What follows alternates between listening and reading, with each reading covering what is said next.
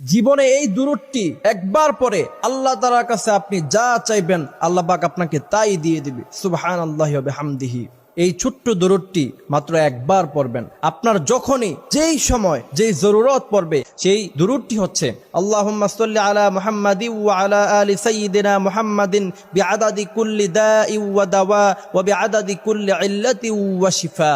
এই দুরূদটি পড়ার পরে আপনি আল্লাহ পাকের কাছে যা চাইবেন সব কিছু আল্লাহ পাক আপনাকে দিয়ে দিবে।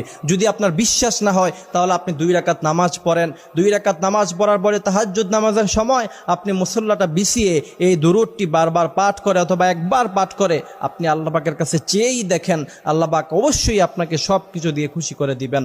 আল্লাহ পাক যেন মানুষদের থেকে, আমাদের চাওয়া থেকে, মানুষদেরকে বিরক্ত করা থেকে বিরত রেখে আল্লাহ পাকের কাছে যেন আমরা চাইতে পারি এবং এই আমলটি যেন আমরা করতে পারি, সেই তৌফিক আল্লাহ পাক আমাদের দান